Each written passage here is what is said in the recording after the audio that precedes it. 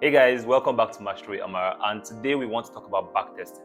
And if you are on the fence about whether or not to backtest, at the end of this video you would know why to backtest, how many backtests suffice, how to backtest, what to look out for when backtesting, how long backtesting will take on average, and the limitations of backtesting. So why backtest in forex? First of all, it will give you confidence that your strategy works. If you're having doubts about your strategy, if you're experiencing hesitation to pull the trigger, and if you find yourself over-analyzing your trades, it could just be that you are experiencing issues with confidence in your strategy or your edge. So one big way to fix this will be to backtest that edge. The second reason why backtesting is good is because it helps you to learn to think in probabilities. After you're done backtesting, you come to realize that there is a random distribution between wins and losses for every given set of variables that define an edge. So that means that your wins and your losses will show up in a random order. But backtesting gives you this confidence that when your edge shows up, you just hit the buy or the sell button and not have to think twice about it. Thirdly, backtesting helps you find flaws in your system early. And finally, after your backtesting session, you would have a reasonable amount of knowledge about how your strategy should perform. So, how many backtests suffice? So the thing with backtesting is that you have to let the law of large numbers play out in your favor. Some people think 100 is a good enough sample size. Some people think 500 is a good enough sample size. Some people think 1,000 trades is a good enough sample size. But whatever the number of trades you choose, what is important is that you let the law of large numbers play out.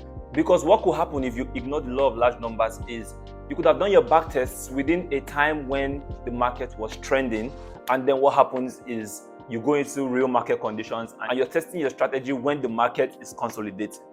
And so for that reason, you end up having different performances for your overall strategy. So what is important is that you choose a large enough sample size of trades so that your strategy can experience all the different market conditions from trending to consolidation and back to trending, and so that you understand how robust that strategy is.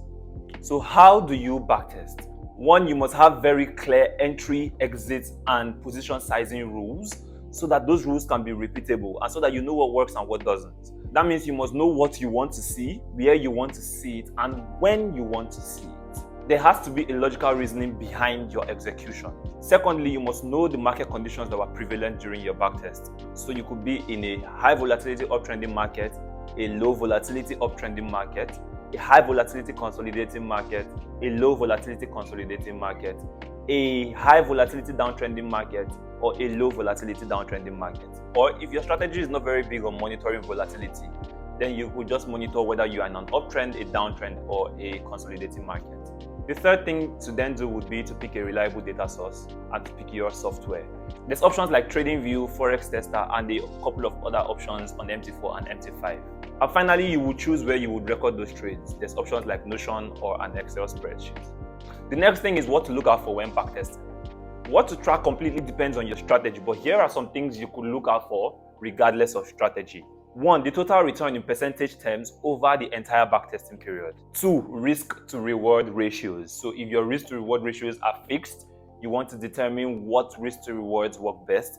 But if your risk to reward ratios are based on something like structure or something else, then you need to determine what that is and make sure the conditions are clear. 3, your risk per trade. 4, your risk per day. 5, your maximum drawdown limits.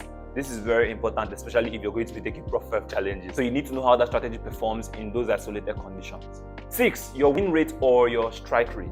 And this is basically the percentage of times that price gets to your intended R or your intended take profit. 7, your trade frequency. You need to be on the lookout for how frequently your trades show up. 8, and this is a very important one, you need to be on the lookout for patterns that link your winners and your losers. So if that would require you to take screenshots, monitor open prices, closing prices of candles, or whatever it is, you just need to be able to do that. 9, also keep record of the time frames you are doing your backtest on so that you can see how that affects your overall profitability if you change time frames. 10, equally important is the market you are trading in. That is something you should record as well. And finally, 11, you need to monitor what your trading costs are. So things like commission, slippage, and spreads. So how long does it take? This usually depends on the quantity of backtests you have chosen to carry out, the number of markets you choose to carry out your backtests in, and the number of setups you get with your strategy for each market per day or per session. So that means a scalping strategy will have a lot more setups than a swing strategy, assuming they are testing the same number of markets. Finally, what are the limitations of backtesting? A lot of people are of the opinion that you should just go ahead and forward test. And forward testing is usually paper trading.